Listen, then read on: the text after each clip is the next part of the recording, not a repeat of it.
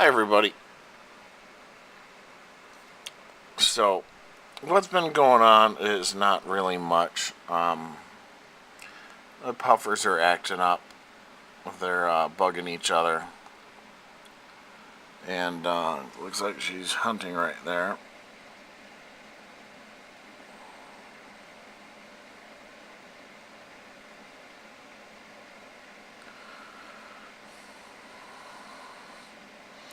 Yep. Just got one of those ram's horns that I put in there just a little bit ago. That's good.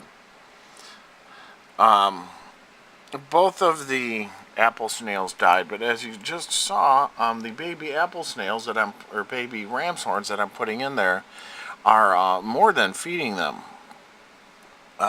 which is good. But why I'm doing this video is I've been changing my setup ever so slightly, trying to deal with algae problems. The most visible to me is the thread and hair, although other types make little appearances here and there, but the hair and the thread algae are the only ones that look out of place and ugly.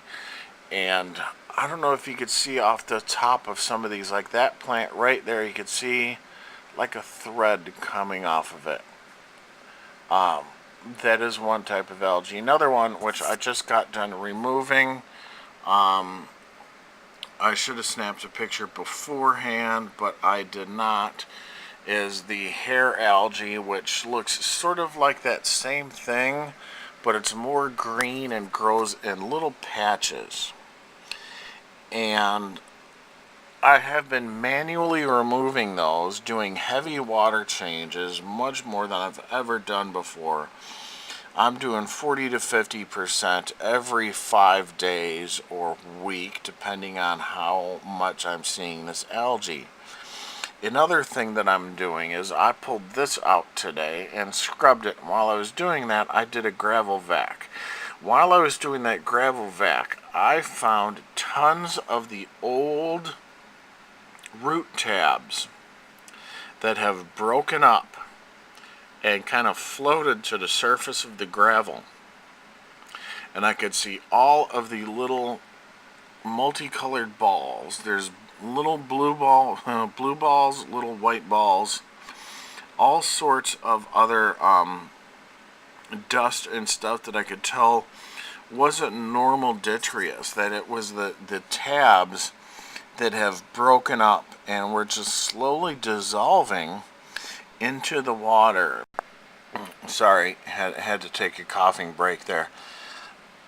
So those root tabs are slowly adding all of the nutrients to the water, and I believe that's what's raising the nitrites, the phosphates, and a couple other things which are causing these problems.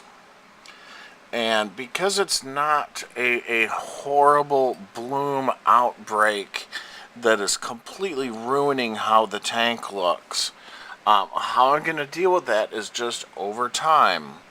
Once a month I'm going to vacuum the gravel, take out even more of all of this stuff that I can. But what I'm going to do is I'm going to stay away from the plant beds. I'm going to stay away from this right here, this right here, and that right, all of those, all of these, because I don't want to tear that stuff up. This I can take out, that I can take out and do under that. And I believe after a while, between vacuuming and just frequent water changes, as that stuff leaches up into the water, taking it out, it will slowly get all of this under control.